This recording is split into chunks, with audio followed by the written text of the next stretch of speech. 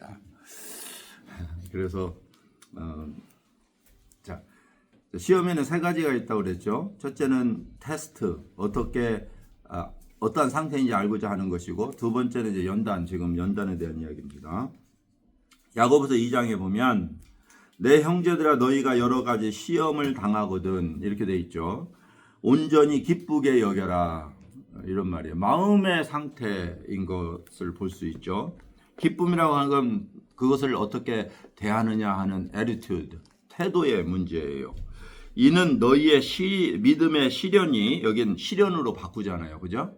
시련이 인내를 만들어내는 줄을 너희가 알미라. 그래서 그 시련이라고 하는, 고난이라고 하는 이 시험이라고 하는 이 단어를 바꿔서 이렇게 쓰지만, 이것은 우리로 하여금 인내를 필요로 하는 거예요. 어떠한 단순간에 끝나는 것도 있지만 오랜 시간에 걸쳐서 해결되는 문제도 있거든요. 그러니까 그것이 해결될 때까지는 어때요? 견뎌야 되죠. 견뎌야 돼요. 이 견디는 시간 동안에 우리는 내 안에 인내를 형성시키는 거예요. 인내를 형성시키는데 그 인내를 온전히 이루라. 그러면 너희가 온전해진다는 거예요. 이는 너희 믿음의 시련이 인내를 만들어내는 줄 너희가 알미라. 인내를 온전히 이루라.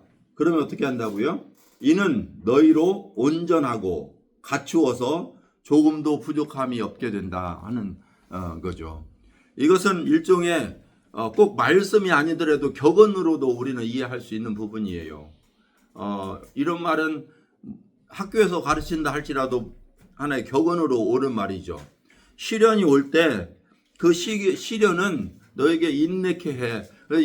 잘 견뎌내면 네가 나중에는 성장한 사람이 될 거야. 성숙한 사람이 될 거야. 그리고 성숙했을 때 너는 온전해져. 다른 시련이 와도 견딜 수 있어. 이런 말씀이잖아요.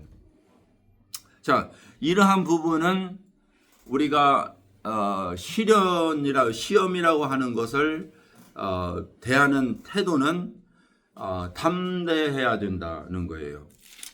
그런데 베드로 그 전후서에는요, 선한 일, 그러니까 악한 일을 행함으로 당하는, 내가 잘못해서 당하는 시련도 있는데 잘했는데도 당하는 시련이 있다는 거예요. 이게 그리스도인에게 해당되는 부분인 거죠.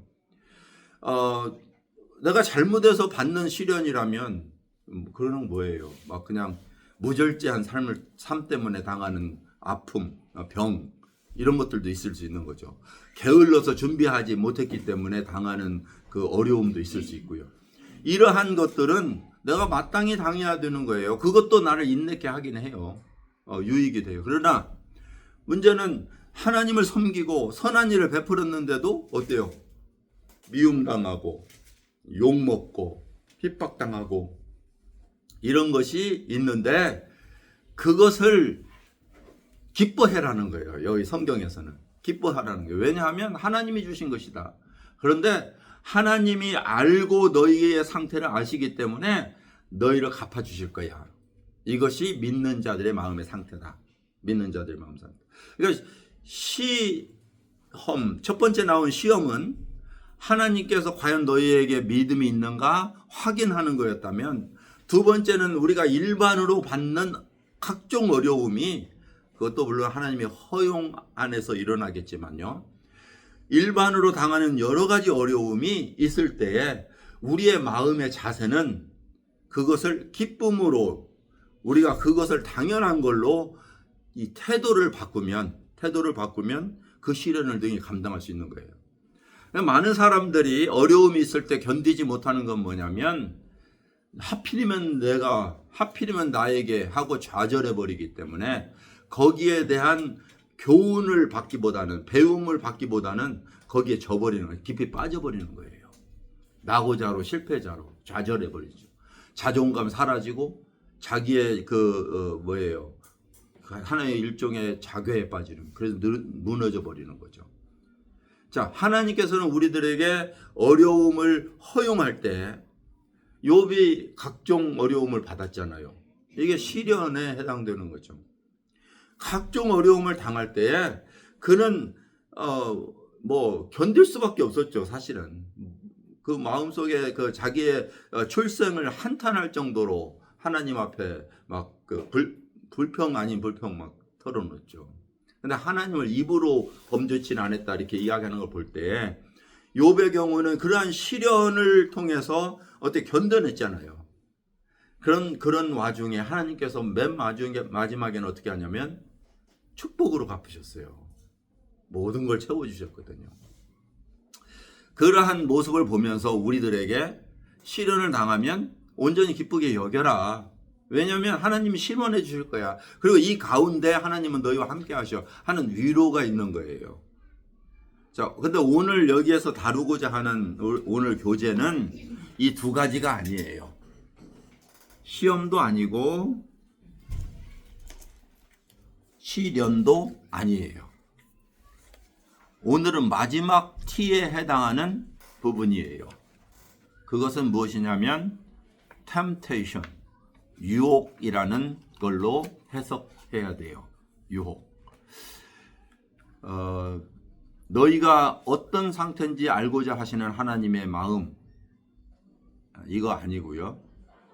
우리를 연단하시기 유익을 위해서 주시는 어려움, 이것도 아니고 세 번째인 유혹, 이것은 죄에 빠지게 하는, 우리를 이 세상에 살아가는 동안 하나님으로부터 멀리 떠나게 하는, 하나님과 관계를 깨지게 하는 사단이 우리에게 주는 그러한 유혹을 여기에서는 시험이라고 이야기하고요.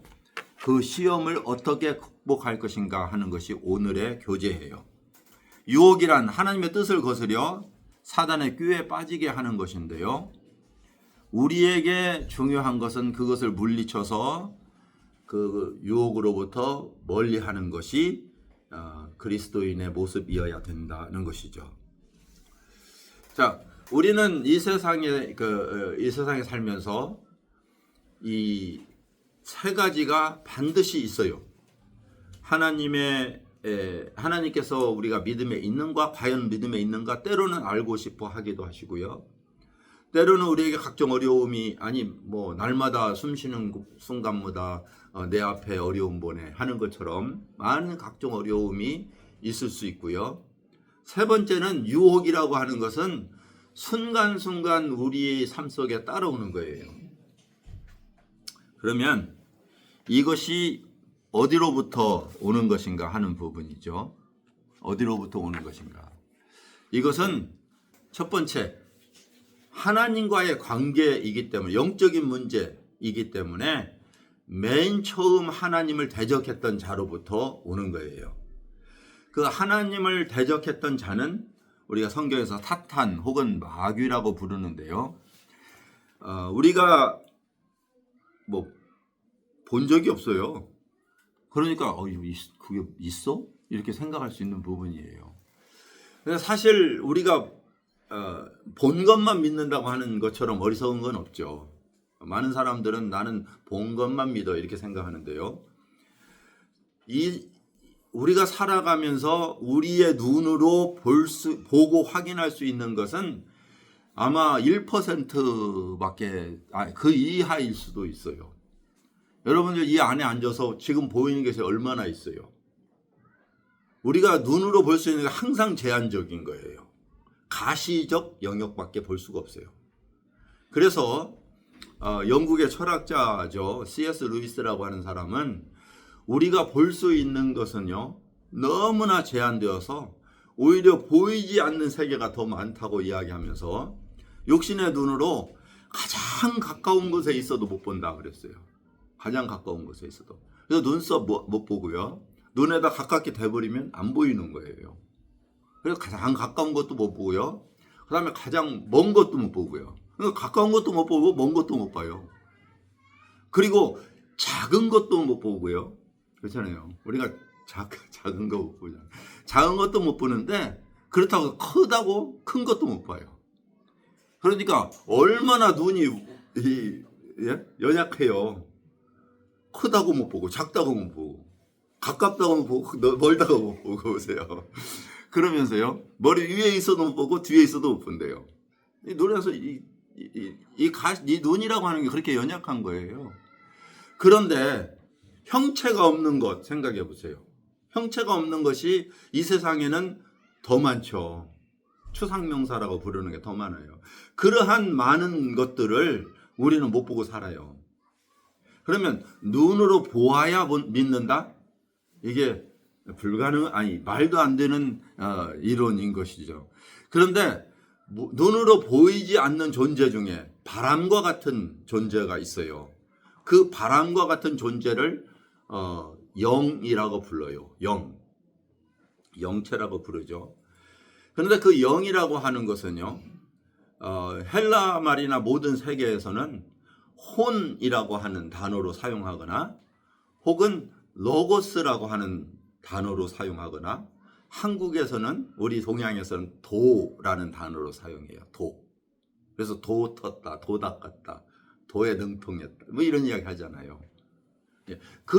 이 도라고 하는 것은요, 어떤 하나의 이론이 아니라 물질 세계를 움직이는 원리, 힘, 세력, 파워 이거였어요. 그것은 세상을 창조한 이 힘까지도 포함한 거예요. 그런데 이 요한은요, 이 초대교회의 그 사도였던 요한은요, 그 세상을 창조하고 움직이는 그 힘이 생명이 있었다는 거예요. 생명이. 왜냐하면 생명을 창조했기 때문에.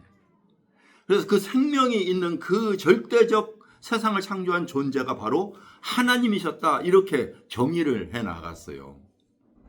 자, 근데 헬라인조차요, 그 절대적 존재인 그 힘이 어느 한순간에 인간이 돼서 내려올 거야 하고 믿는 그 믿음이 있었어요. 그래서 여러분이 잘 아는 아리스토텔레스, 소크라테스, 플라톤 이런 철학자들이 그렇게 믿었단 말이에요. 세월이 지난 후에, 몇백 년이 지난 후에 이제 그 노고스라고 하는 그 헬라 사람들이 믿었던 그 세상을 창조한 그 힘이 그 안에 생명이 있었는데 그 생명이 육신을 입고 이 세상에 나왔대요. 이거는 뭐예요? 그 사람들이 믿었던 철학적 생각이에요. 육신을 입고 이 세상에 왔대요, 요한이. 근데 그 육신을 입고 온 사람이 바로 예수야. 이렇게 설명해 나가는 거예요, 요한복음 1장은. 그런데 그 눈에 보이지 않는 힘 중에 우리는 굉장히 많은 존재들을 인식하며 살아가요. 여러분들이 생각 안 하지만 귀신, 아니면 내가 뭐에 홀렸나, 꿈을 꾸고 환상을 보고, 이런 것들은 눈에 보이지 않는 세계예요. 그렇잖아요? 눈에 보이지 않는 세계예요. 그런데 그 안에요, 나쁜 생각들이 있잖아요. 우리 안에 또 좋은 생각들이 있잖아요. 이러한 생각들이 바로 보이지 않는 세계, 영적 세계에 존재하는 거예요. 근데 그 성경은 그 악한 세계의 근원을 누구로 보고 있냐면 마귀다, 이렇게 표현하고 있어요. 그러니까 이제 그리스도인들은 우리가 흔히 들은 이야기예요. 사탄, 마귀. 이것은 악한 천사가 하나님을 대적해서 하나님 앞에 쫓김당한 존재다. 자, 천사, 영적인 존재, 보이지 않는 존재예요. 하나님, 영적인 존재, 보이지 않는 존재예요. 그렇죠? 하나님 본 사람 없죠? 여기 하나님 본 사람 있다 그러면 돗자리 깔아야 되나요? 아니면 이단 들 수 있나요? 하나님 본 사람 없어요. 영체이기 때문에 그래요. 영체이기 때문에. 자, 사탄 본 사람 없어요. 귀신 본 사람 볼 수 없어요. 왜 그래요? 영체니까 그래요. 그런데 어떤 사람은 귀신 들렸다 그러죠. 귀신 들렸다. 그래서 막 들어갔는데, 여러분 그런 거 안 보셨어요? 막 영화 보면 나오죠. 막 조그마한 여자가 막 남자 목소리 내고 막 힘이 막 세지고. 실제로 문명 세계에서는 많이 나타나지 않는데 선교사들은 굉장히 많이 경험하는 그런 모습들이에요. 예. 저는 어렸을 때 그 신앙생활 하면서 제가 언젠가도 말씀드렸지만 저는 4대째니까 굉장히 오래 저희 가족으로는 기독교 오래 됐어요. 그래서 그 없이 살던 저희 어린 시절에는 부흥회나 은사 집회나 이런 걸 참 많이 했어요. 그래서 귀신 쫓아내는 것도 많이 했거든요. 근데 그 귀신 쫓아내는 장면을 보면 막 진짜 다른 사람이 그 안에 들어가 있어요. 목소리도 변하고 막 이상한 것을 해요. 그런데 그 사람이 정신이 돌아오면 멀쩡해요 또. 예. 그런 모습. 요즘에는 그걸 뭐라고 그러죠? 다중인격이 들어가 있다. 뭐 이런 표현을 하죠. 자, 영체는 보이지 않는데 그것이 들어가서 사용하는 매개체, 그것은 육체라고 부르는 거예요. 육체라고. 자, 그러면 사단은 어때요? 영이기 때문에 보이지 않는데 그 사단이 매개체로 삼는 그것이 바로 인간일 수 있는 거예요. 자, 그러면 굉장히 좀 무서운 이야기죠. 자, 인간은 창조될 때 두 가지 존재로 창조됐어요. 제가 지난번에 인간에 대해서 말씀드릴 때 이야기했는데요. 하나는 육체를 가지고 있어요. 이 육체는 무엇으로? 흙으로 만들어졌어요. 흙으로. 보이는 물질 세계로. 그런데 하나님께서는 이 육체 안에 하나님의 영을 담으셨어요. 영을 담으셨어요. 그래서 우리는 그걸 마음이라고 불러요. 이 마음 안에는 영이 담겨져 있어요. 이 영이 담겨져 있는데 하나님이 영이 담겨져 있으면 하나님의 생각을 하고요. 그 안에 악한 영이 담겨져 있으면요. 악한 생각을 하게 되는 거예요. 이해되시죠? 자, 그러면 하나님께서 인간을 창조하셨을 때는 우리 몸, 흙으로 만들어진 몸 안에 하나님의 영을 닮았어요. 그래서 그 영이 하나님의 형상이에요. 하나님의 마음을 가지고 우리는 그 안에 하나님의 영을 담고 하나님의 형상으로 살아가는 존재였어요. 그러니 이 세상을 살아가는 모든 삶이 자나 깨나 사나 죽으나 생각하는 모든 것이 하나님의 생각으로 가득 차 있는 거예요. 자, 그런데 그것을 사단이 접근해서 하나님 위치에 스스로 서려고 했던 사단이 접근해서 이 하나님이 창조한 이 하나님을 표현하는 존재인 인간을 하나님으로부터 뺏어가려고 접근해서 유혹한 것이 이게 오늘 유혹이에요. 유혹한 것이 뭐냐면 야, 하나님 거짓말장이야. 믿지 마. 하나님이 뭐라고 했지? 모든 나무의 실과를 먹어도 된다고 하더냐? 아니, 저 선악을 알게 하는 나무를 먹으면 안 된대. 먹으면 어떻게 죽을 수도 있대. 하나님은 말씀하시기를 뭐예요? 먹지 말라 정령 죽으리라 말씀하셨거든요. 그런데 이 하와는 먹지도 말고 만지지도 말래. 먹으면 죽을지도 모르는데 사단은 뭐라고 이야기했냐면요. 너희 결코 죽지 않을 거야. 너는 결코 죽지 않을 거야. 그럼 하나님 뭐예요? 하나님 거짓말장이야. 먹으면 하나님과 같이 돼. 그럼 뭐예요? 더 좋아질 거야. 하나님이 너를 지금 네가 잘 될 것을 못 보고 있는 거야. 그러니까 너는 손해보고 있는 거야. 하나님 말 들으면 안 돼. 이렇게 유혹해서 어때요? 선악 알게 하는 나무 열매를 결국 먹었죠. 먹는 순간에 인간은 어떻게 돼요? 이제 하나님의 영이 떠나버리고 사단의 영으로 리플레이스 된 거예요. 바뀌었어요? 우리 안에 하나님이 만들어놓은 선한 양심과 사단의 영이 들어옴으로 인하여 이제 악한 영이 우리를 주관하게 되는 거예요. 그러니까 생각하는 것이 육신적이죠. 그러나 우리 마음이 종교성은 있어요. 마음이 있으니까. 마음이 있으니까 신에 대한 추구는 있는데 하나님이 없으니까 어때요? 육신적인 걸 추구하는 거예요. 그것이 범죄한 인간의 모습인 거예요. 그러니까 육신적인 걸 추구하면 어때요? 나의 원하는 걸 추구하게 되잖아요. 내가 좋아하는 것, 내가 원하는 것, 나의 성공. 이것이 바로 범죄한 인간들의 모습이거든요. 유혹받아서 시험에 넘어진 인간의 모습이거든요. 이 시험받은 인간의 모습 속에서 반복되어지는 것이 뭐냐면 사단은 우리에게 반복적으로 하나님으로부터 멀어지는 생각을 가져오는 것이다. 자, 그런데 그걸 하나님이 회복하셔야 되겠죠? 그래서 지금까지 우리는 공부한 게 뭐냐면 하나님께서 이 세상에 버려진 하나님을 떠난 인간을 다시 회복하시다. 그걸 구원이라고 불러요. 지금까지 저희는 그 공부를 했어요. 구원에 대한. 하나님은 이 사단에게 넘어가 있는 인간을 넘어갔다 이 말을 우리는 성경에서는 죄라고 불러요. 사단에게 이미 빼앗겨 버린, 넘겨진, 버려진 그러한 존재를 다시 회복하기 위해서 죄값을 치른 것을 우리는 대속, 구속, 예수님의 십자가, 보혈 그렇게 이야기하는 거예요.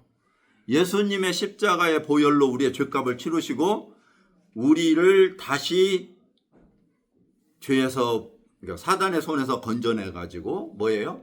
다시 하나님의 영을 집어넣었다. 성령을 주셨다. 이렇게 표현하죠. 그죠?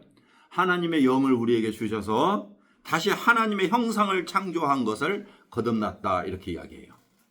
자, 우리는 그 구원에 대한 이야기를 너무나 많이 했어요. 근데 이 하나님의 영이 다시 회복된 사람들이 그러면 이제 사탄과 관계없는 삶을 사느냐? 그게 아니라 반복된 유혹이 우리 안에 지속된다. 그것이 오늘 시험, 유혹이라는 단어를 쓰는 거예요.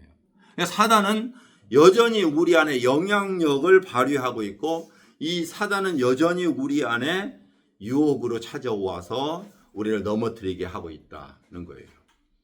자, 그 부분인데요. 사단이 우리 안에 지속되고요. 두 번째는 뭐냐면 이 세상, 인간은 하나님께 이 세상을 창조하신 이후에 하나님께서 이 세상을 누구에게 부여하냐면요. 인간에게 선물로 주세요. 세상을 6일 동안 창조하신 후에 인간에게 주시면서 너는 생육하고 번성하라, 이 땅을 다스려라, 주관하라, 지켜라 라는 축복을 주셨어요. 창세기 2장에 보면 그렇게 돼 있어요. 자, 그러한 축복 속에서 사단에게 넘어감으로 인해서 이 세상은 하나님의 명령과 하나님의 순종하는 세상으로 다스려야 되는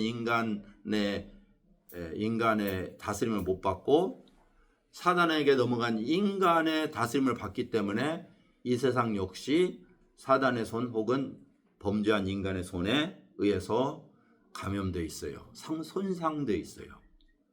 그러니까 이 세상은 완전한 세상이 될 수가 없어요. 범죄한 이 인간 때문에 이 세상에는 가뭄과 고통이 홍수가 추위와 더위가 있을 거라고 하나님은 말씀하셨어요. 이 세상의 재난조차도 인간의 범죄에 의해서 온 것이에요.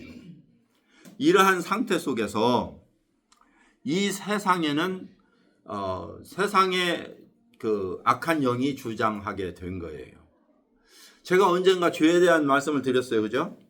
죄에 대한 말씀을 드렸는데 죄란 우리가 잘잘못을 하는 것이 죄라는 것이지만 그러나 그렇게 인식하고 있지만 그것은 다시 범죄일 뿐이다 하는 이야기를 했어요.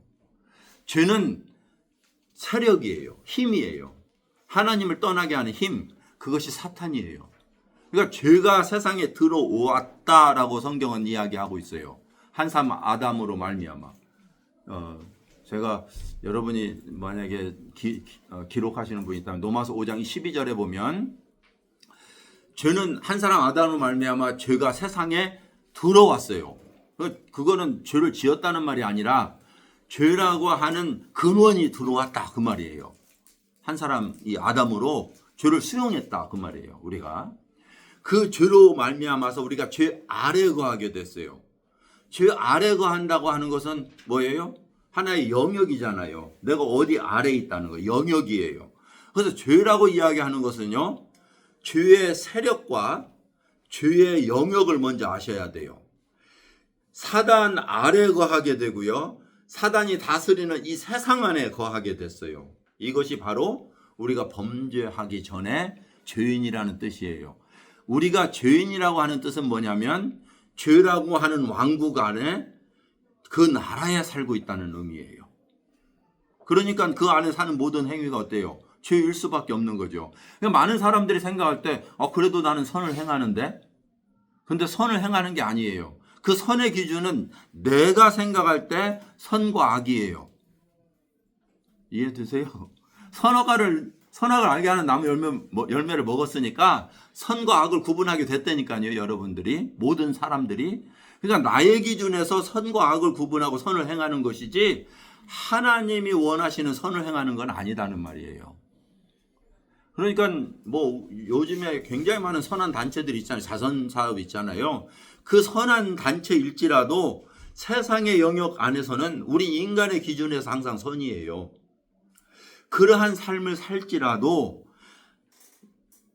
악의 세력과 그 안에 거하는 영역 안에 사는 모든 인간은 그래서 버려진, 영적으로 죽은, 하나님을 떠난 그러한 존재들이에요. 그래서 이러한 삶을 사는 우리들에게 필요한 게, 제일 먼저 필요한 게 뭐예요? 그 속에서 건진받는 거라니까요. 그래서 하나님의 왕이 되신, 사단이 더 이상 왕이 아닌 하나님의 왕이 되신 왕국으로 옮겨지는 게 먼저 필요한 거예요. 그러기 위해서 우리를, 범죄한 우리 죄를 싹 씻어가지고 그 왕국에서 우리를 건져내 그리스도 안으로 우리를 옮기셨다. 이게 구원이에요. 구원은 단순히 우리 죄 씻어주셔서 내 죄 사했네, 나의 사했네, 거기서 끝나는 것이 아니라 나를 세상 왕국에서 건져내서 예수 그리스도의 왕국으로, 하나님의 나라로 옮기셔서 나의 왕은 하나님이십니다. 무엇으로? 믿음으로, 고백함으로 이루어지는 거예요. 믿음으로. 그것은 하나님께서 하셨다니까요. 우리가 할 수 있는 영역이 아니에요. 여러분, 내가 노력으로 한다면 얼마나 능력이 있어요. 우리가 없다니까요. 영적으로 죽은 자들이 할 수 있는 영역이 아니에요. 이거는. 그러니까 하나님이 하셨다는 것을 어때요? 믿음으로 받는 거예요. 예수 그리스도께서 하셨습니다. 맞습니다. 당신이 하셨습니다. 인정하고 받아들이면, 영접하면, 믿으면 우리가 예수 그리스도로 옮겨졌다는 사실을 우리는 시인하는 거예요. 그리고 로마서 6장에는 뭐라고 이야기하냐면 그렇게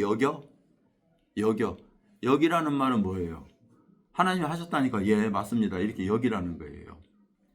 여기지 않으면 여러분이 믿지 않는 것이 된다니까요. 아니, 믿는 사람은 여길 수밖에 없는 거죠. 그렇죠? 자, 그런데 그럼에도 불구하고 이 세상은 여전히 어때요? 사단이 주관하고 있고요. 악한 영역 아래에 있다니까요. 현재적으로. 그 안에 우리가 살고 있어요. 현재. 아니, 하나님께서 구원받아서 싹 하늘나라로 옮겨갔으면 그런 유혹 안 받죠. 더 이상 없잖아요. 존재하지 않잖아요. 그런데 여전히 우리가 유혹을 받고 사단의 영역 가운데 사는 것은 우리가 살고 있는 이 세상 자체가 여전히 변화되지 않았기 때문이라는 사실이에요. 또 한 가지, 이 몸뚱아리가 그대로 갖고 있어요. 이 몸뚱아리는 어제 가졌던 습성 그대로 갖고 있어요. 어제 지었던 그 욕심, 시기, 질투, 원수 그대로, 그 원수가 변한 게 아니라 그대로 갖고 있어요. 이러니까 유혹은 지속되는 거 아니에요. 그죠? 그래서 이 세 가지의 근원이 사탄뿐만 아니라 이 세상의 악한 영의 주관, 여전히 주권 아래 있고요. 그 다음에 우리는 여전히 육체 아래 있기 때문에 우리는 오늘도 시험을 받을 수밖에 없다는 사실이에요. 그런데 시험을 그리스도인들은 계속적으로 갈등을 겪으면서 더 하나님의 뜻을 따르려고 하는데 이 갈등이 일어나는 이유는 뭐냐면요. 우리 안에 창조하신 하나님의 새로운 피조물이, 새로운 존재가 예수 그리스도 나라로 옮겨졌다고 여기는 이 존재가 현재 거하는 이 세상과의 마찰이에요. 갈등이에요. 이 갈등은 언제 사라지냐면 내가 이 장막을 벗을 때예요. 내가 죽든지 이 세상에 주님의 나라가 임하든지 이 둘 중에 하나밖에 없어요. 그때까지는 반복돼요. 육체가 점점점 소해지면 그것이 사라질 수 있어요. 어떤 분들이 그러잖아요. 나이 먹으면 이런 욕심도 없고 뭐 더 이상 필요도 없고 그래서 나는 이 세상에서 미련이 없다. 이런 사람들도 있잖아요. 하나님 안 믿어도 그만큼 내 자신을 내려놓고 내려놓는다는 거예요. 그만큼 육체에 대한 걸 비운 거잖아요. 그런데 영적인 사람은 젊어도 근데 참 나이 먹었다고 다 그러나요? 다 고집도 있고 나이 먹어도 우리 엄마는 나이 먹어도 더해 그런 분도 있잖아요. 그죠? 예, 그만큼 나이가 먹으면 이제 세상의 미련 떠날 때가 놓을 때가 됐지 이 말이죠. 그죠? 젊어도 세상의 미련을 놓아야 되는 것은 나는 세상에 속하지 않았다는 사실이에요. 제가 우리 침례 배울 때 이야기했잖아요. 우리는 죽었다니까요. 우리의 자아는 죽었다는 사실을 우리는 예수를 믿음으로 인정하고 산다면 나는 더 이상 세상에 속하지 않은 사람이니까 세상의 미련을 놓아야 되잖아요. 내려놓아라, 놓아라, 포기하라 하는 것은 여전히 나는 이 세상에 살면서 이 육체가 자꾸 그리 끌고 가는 거예요. 제가 그걸 결혼으로 비유했어요. 시집을 갔는데 시댁으로 갔더니 자꾸 친정 생각이 나요. 왜? 친정에서 20몇 년 살았잖아요. 그러니까 친정 삶이 익숙한데 어떻게? 우리 집에서는 안 그랬는데. 맞아요, 안 그랬어요. 우리 어머님은 안 그랬는데 왜 시어머님은 저럴까? 예. 우리 오빠는 안 그랬는데 왜 남편은 이럴까? 당연하죠. 반복돼요. 그런데 이걸 포기하는 것이 행복일까요? 아니면 싸우는 게 행복일까요? 예. 이게 갈등이에요. 굉장한 갈등이에요. 이것이 바로 내적 갈등이에요. 새로운 피조물과 옛사람과 갈등이에요. 그래서 성경은 뭐라고 이야기하냐면요. 옛사람을 구습을 쫓는 옛사람을 버리고 새 사람을 입어라. 새 사람을 취하라. 계속 말씀을 하는 거예요. 이것이 유혹에서 일어나는 내적 싸움이죠. 그런데 우리는 그 갈등을 이상하게 여기면 안 돼요. 왜냐하면 이 갈등이 오히려 축복인 거예요. 내가 내 안에 새로운 영을 창조하신 하나님의 사인인 거죠. 내가 내 안에서 이러한 싸움이 있다는 건 이게 당연한 거네. 이상히 여기지 말라는 거예요. 이게 당연한 것이네. 그러므로 이제 이 옛사람을 버리고 새 사람으로 내가 주님을 닮았으면 좋겠다 하는 열망이 생겨야 돼요. 이런 마음이 없다면 여러분 절대 안 변해요. 이것도 좋고 저것도 좋은데 뭐 어떻게 하겠어요. 좋은 대로 살아야지. 그래서 하나님의 성품으로 새로운 피조물로 닮아가고자 하는 마음이 생기고 그러한 그 방향으로 돌아섰는데 그렇다고 하루아침에 싹 변하던가요? 안 변해요. 요만큼 변했다가 또 도로 돌아가고 요만큼 변했다가 도로 돌아가고 그래요. 그런데 한 가지는 뭐냐면요. 마음속의 속삭임이에요. 그런데 정말 믿는 거야? 그런데 내가 변했다는 거야? 이게 내가 정말 믿는 거 맞아? 하는 내 안에 의문이 있어요. 이것은 무엇이냐면 나에 대한 확인 그 과정이에요. 이 과정을 통해서 그런데도 맞는데 내가 믿음으로 되는 내가 구원받은 것은 믿음으로 된 건데 내가 그건 확실한데 그런데 내가 왜 이러지? 여기에서 아셔야 될 게 있어요. 우리의 육체는 완전하다 안 하다 완전치 못하다 여전히 불가능해요. 우리의 힘으로는. 그러면 뭐가 필요할까요? 나에게 능력이 필요하잖아요. 하나님은 성령을 우리에게 주신 이유가 그거예요. 하나님의 능력으로 내 안에 거하게 하시고. 그런데 우리가 하나님의 능력인 성령에게 내 자신을 양도하지 않는 한 성령님은 일하지 아니하셔요.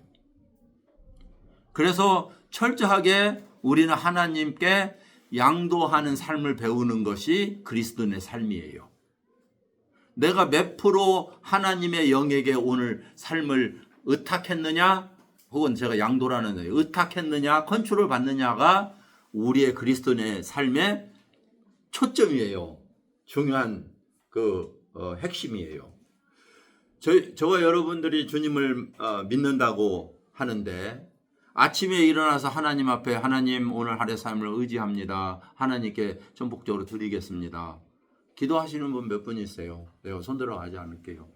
자, 네, 좋습니다. 감사합니다. 손 안 들어가도 벌쩍 드는 거 참. 예. 자, 그 다음에 5분 후에 싹 생각이 사라지는데 하나님 또 생각을 시시때때로 내 생각을 주님 앞에 사로잡아 가는 그 삶이 이루어져야 되는 거예요. 그 삶은 사실은 말씀이 나를 그렇게 만들어요. 말씀이. 하나님의 말씀을 이제 다음 과에 보면 하나님의 말씀에 대한 이야기가 나오겠지만 말씀은 성령이 사용하는 툴이에요. 양식이에요. 그 말씀이 나를 하나님의 마음으로 자꾸 끌고 가는 거예요. 그래서 내 안에 말씀이 풍성해지면요, 우리는 하나님의 생각으로 내 생각이 가득 차게 돼요. 그럴 때 세상의 유혹에서 단절되는 거예요. 이 싸움에서. 그런데 내가 육신적으로 막 빠지잖아요. 세상의 그 환경 속에서 접하게 되면 우리는 그 유혹이 그 영역이 커져요. 그래서 갈등 드는 시간이 많아요. 그래서 사실은 직장 생활하는 것이 신앙 생활하는데 참 많이 어려움이 있을 때가 있어요. 왜냐하면 보는 것과 듣는 것과 접하는 것과 대하는 것이 그 세상 영역이거든요. 여러분 이 직장에서 하나님을 영화롭게 합시다 안 하잖아요.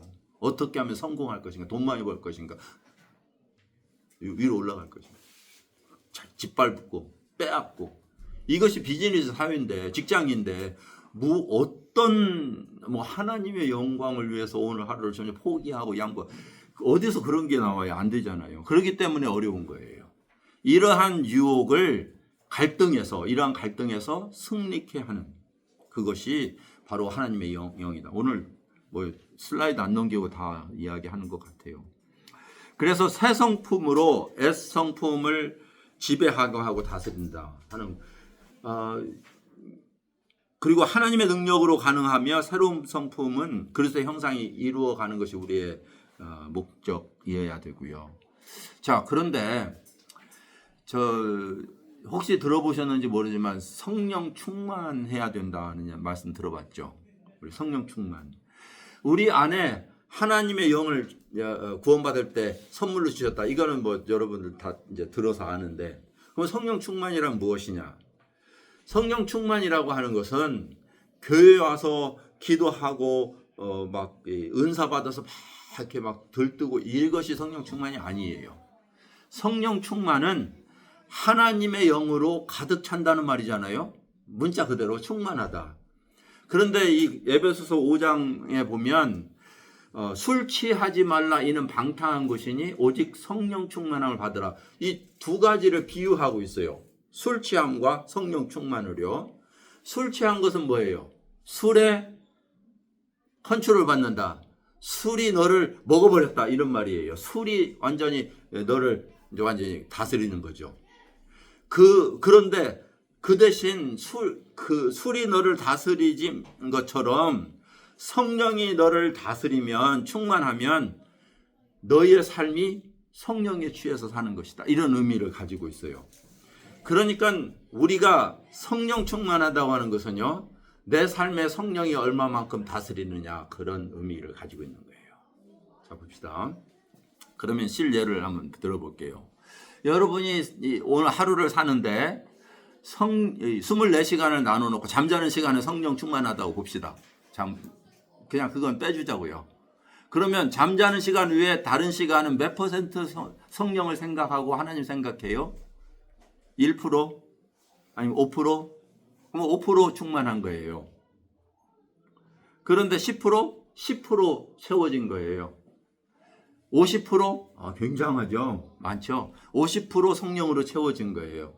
그래서 성령이 나의 삶을 100% 주관한다면 내 생애가 완전히 충만한 거예요. 자, 그렇기 때문에 성령 충만이라는 것은 장소적일 수도 있고 시간적일 수 있어요. 무슨 말이냐면 여러분들 예배 드릴 때 저기 앉아 있을 때 여러분이 그 안에 쏙 빠져 들어가요. 찬양할 때 그 말씀 속에 그 내용 속에 푹 빠져 들어가서 하나님을 높여요. 그러면 그 시간만큼은 성령이 충만한 거죠. 그때 뭐 돈 벌어 가야지 뭐 이런 생각 다 사라지잖아요. 내 자식 지금 뭐 이런 거 사라지잖아요. 그때는 내가 성령에 충만한 거예요. 5분이 됐든 10분이 됐든. 그런데 찬송할 때 어이 왜 이렇게 길어? 또 이런 생각이 갑자기 쳐들어온다? 그럼 그만큼 성령에서 멀어지는 거죠. 그죠? 설교를 들을 때도 마찬가지고요. 하물며 운전할 때 누가 끼어들어와 그 같이 막 욕하고 막 이러잖아요. 그건 성령 충만한 시간을 잃어버리는 거죠. 아니면 이 운전대를 잡으면서 묵상하게 되고 기도하게 되고 이런 생각을 하고 간다면 나는 그 시간도 성령이 충만해지는 시간이에요. 자, 그러면 우리의 삶이 성령 시간으로 채워지는 삶을 산다면 전 생애가 점점 성령이 충만해진다면 그때 나타나는 열매가 있어요. 우리 안에. 그 열매는 뭐예요? 내 안에 사랑하는 마음, 온유한 마음, 자비한 마음, 충성된 마음, 인내하는 마음, 오래 참는 마음, 절제하는 마음. 이것이 바로 성령의 열매예요. 이 성령의 열매는 뭐 전도해서 몇 명 내가 전도 교회로 내갖고 뭐 선교해서 뭔 일을 일으켰고 교회를 하나 지었고 이런 게 아니에요. 성령의 열매는 성령이 내 삶을 다스림으로 인해서 내 안에 나타난 평화, 내 안에 나타난 희락, 화평, 사랑, 이런 것이 바로 성령 충만의 결과예요. 이 열려진 열매는 누구의 성품이에요? 하나님의 성품이잖아요. 사랑과 희락과 화평과 자비와 양성과 온유와 이것을 금지할 법이 없느니라. 이렇게 그 갈라디아서 5장은 이야기하는 거예요. 왜냐하면 하나님의 이 형상을 내 안에 나타내신 성령께서 내 안에 충만하기 때문에 누가 나를 막을 수가 없대요. 막 절제할 수가 없어요. 자연적으로 열리는 거죠. 열매는 열려야지 해서 열리나요? 아니죠? 자연적인 거예요. 물론 예수님께서 이렇게 표현하세요. 나는 포도나무요 너희는 가지니 너희는 내 안에 붙어 있으면 가지는 절로 열매를 맺는 것 같이 이렇게 말씀하세요. 이 열매는요 그리스도에 붙어 있을 때 절로 맺히는 거예요. 성령 안에서 그냥 맺혀지는 거예요. 자, 그래서 우리는 그 성령의 주관을 받는 것을 사모해야 돼요. 사모해야 돼요. 그것이 이 유혹을 이기는 길이에요. 이 유혹에서 승리하는 길이에요. 자, 그러면 시험은 어떻게 오는가? 통로 3가지. 이 세상의 모든 시험은요, 여러분들 공부했을 거라고 생각하기 때문에 안 찾아요. 시간이 없어요. 이 세상의 모든 것은 3가지 통로를 통해서 우리에게 다가와요. 눈으로 보는 거. 육체로 필요로 하는 거. 그 다음에 내 머리로 생각하는 거. 요게 세상이 우리에게 주는 유혹이에요. 그것을 요한 사도는 육신의 정욕, 안목의 정욕, 이생의 자랑 이 3가지로 표현했어요. 자, 눈으로 보면 어때요, 여러분? 여러분 가지고 싶잖아요. 눈으로 보면 가지고 싶어요. 그리고 몸은 하고 싶은 욕망이 있어요. 배가 고파요. 먹고 싶잖아요. 돈이 없어요. 그러면 도둑질이라도 해서 먹고 싶잖아요. 그거는 욕구예요. 그 다음에 우리에게 있는 또 하나가 있어요. 되고 싶어 하는 욕망이 있어요. 출세욕. 또는 다른 사람이 보이고자 하는 그런 게 있어요. 그렇죠? 이 3가지가 우리 인간에 가진 욕망이에요. 이 욕망이 사단이 인간에게 주었던 욕망이에요. 선악을 알게 하는 나무의 열매를 보게 할 때에 안 봤으면 괜찮아요. 그걸 무관심했으면 무슨 의미가 있어요? 저는 이제 중학교 시간이 많은데 또 다른 소리 할 것 같아서 아무리 내가 예를 들면요, 도둑질하면 그 자리에서 죽여버릴 거다. 현행범으로. 어디에요? 그 싱가포르 같은 데는 뭐 그냥 막 그냥 그 자리에서 죽이는 법이 있었다면서요. 자유중국 그 대만도 그렇고.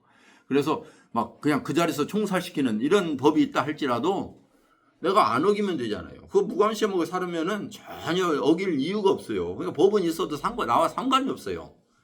그 법은 왜 있느냐면요, 죄를 지은 사람을 위해서 있어요. 그렇죠? 법은 어기지 않는 사람한테는 전혀 필요가 없어요. 제가 학교 다닐 때 학칙이 막 너무나 어려운 거예요. 뭐 몇 번 하면 정학, 몇 번 하면 뭐 무기정학, 뭐 퇴학, 뭐 그걸 학칙을 읽어주는데요, 처음 입학할 때 겁이 나더라고요. 어떻게 하지? 그런데 학교 다니다 보면 전혀 의미가 없어 나한테. 모범생으로 살던 제가 모범생이었거든요. 모범생으로 살다 보니까 뭐 전혀 의미가 없는 거예요. 마찬가지예요. 그래서 성경에서는 율법은 범법한 자를 위해서 있는 것이지 범법지 않은 사람은 필요가 없어요. 아무 의미가 없어요. 자, 그런데 선악을 알게 하는 나무 열매를 먹지 말라는 하나님의 법이 있었는데도 너무나 하는 일이 바빠요.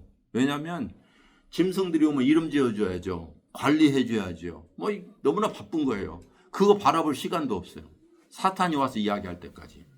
그것도 여자를 통해서. 남자는 바빠서 생각도 없는데 집에서 노는 여자에게 와서 야, 너 저기 하나님이 뭐 이렇게 이야기했어요. 그러니까 가서 봤어요.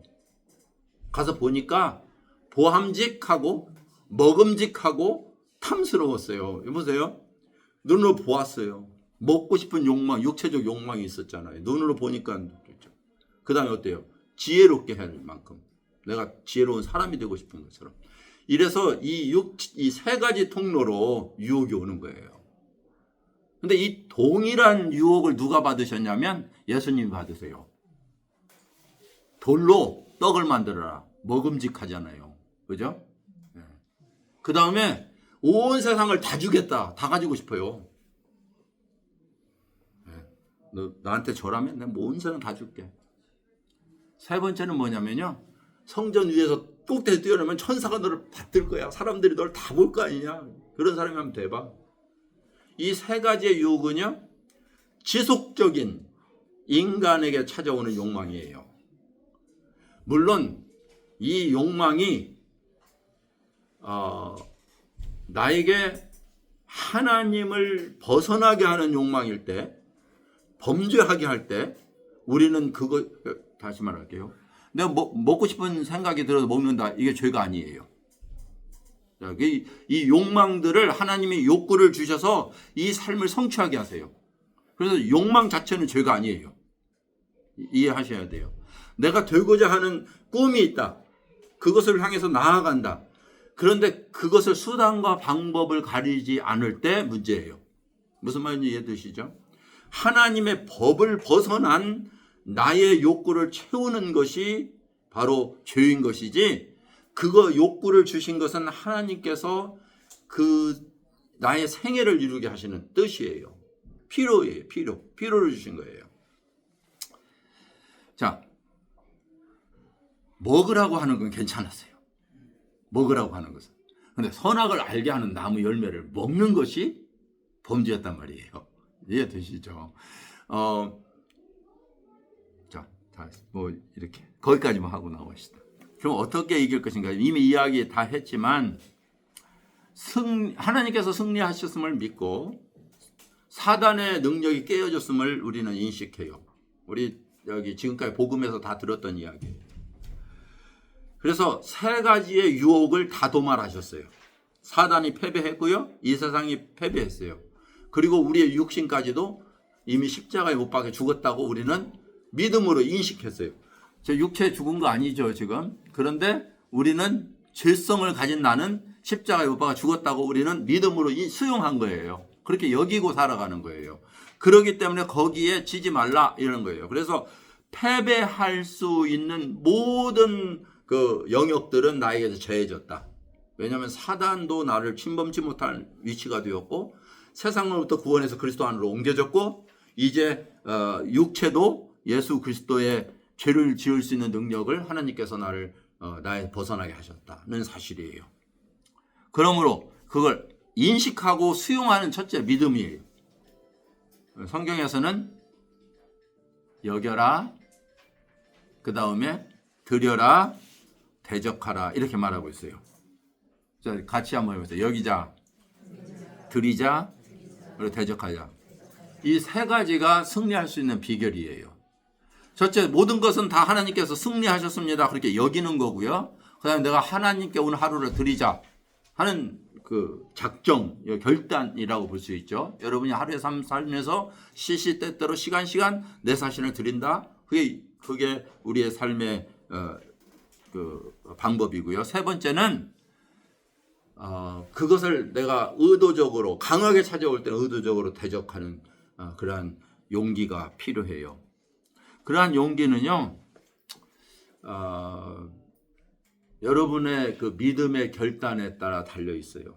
많은 경우는 타협하는 경우가 있거든요. 그래도 어쩔 수 없었어. 이런 경우가 있어요. 육체의 연약함을 핑계 삼아서요. 마음은 원이라도 육신이 약합니다. 그러고 자꾸 넘어지는 경우가 있어요. 자, 실패했을 때 우리는 하나님께서 포기하시느냐? 아니라는 거예요. 그것이 우리가 지금까지 배웠던 구원의 영원성. 하나님은 한번 사랑하시고 우리 영원히 구원하셨다 하는 사실이거든요. 이러한 과정에서 하나님의 관계를 유지하기 위해서는 하나님께 회개라고 하는 단어를 사용하는데요. 자백하고 나아가야 돼요. 하나님께 나는 죄를 지었습니다. 당신의 능력이 필요합니다. 이것을 계속적으로 고백하는 삶 속에서 하나님 능력이 내 삶에서 역사해요. 만약에 그것을 시인하지 않고 합리화하면 내 양심은 굳어져요. 합리화를 계속하게 돼요. 그래서 이것을 벗어나는 것이 그리스도인의 삶이에요. 이게 굉장히 중요한 삶의 원리예요. 그리스도인의 삶은 우리의 죄성을 인정하는 것이다. 넘어졌음을 시인하는 것이다. 그리고 하나님의 도움을 바라는 것이다. 그 우리의 죄됨을 시인하고 인정할 때에요. 그리스도의 보혈이 현실적으로 오늘 이 현 시점으로 씻어주세요. 이걸 클린징이라고 하세요. 씻어주실 것이요. 현재형이에요. 요한 1서 1장 9절. 예수님의 보혈은요. 과거의 나의 모든 죄를 사했던 2000년 전의 사건일 뿐만 아니라 오늘 이 시간 나의 죄를 사하시는 보혈의 능력이에요. 내가 오늘 현재 주님 앞에서 실수할 수 있는 그 범죄를 오늘도 씻겨주세요. 나를 새롭게 하세요. 힘으로 나아가게 하세요. 이것을 자백이라고 불러요. 자, 그래서 시험을 이기는 길이에요. 이 짧은 시간에 이걸 다 해야 됐기 때문에 좀 그랬지만 만약에 여러분 이해가 다 안 됐다 그러면 동영상 보세요. 동영상 보시고 구독 기도하겠습니다. 아버지 하나님, 참 우리에게 놀라운 구원의 은총을 베푸시고 하나님의 자녀로 예수 그리스도 안에 살게 하시니 참 감사합니다. 여러 가지 우리에게 시험이 있지만 그러나 이 시험 중에도 능히 승리케 하시는 하나님을 감사하며 이 삶 속에서 하나님의 뜻과 하나님의 세상이 우리 안에 열려질 수 있도록 언제나 도와주시고 보호하시고 능력으로 함께하여 주시기를 주께 간구합니다.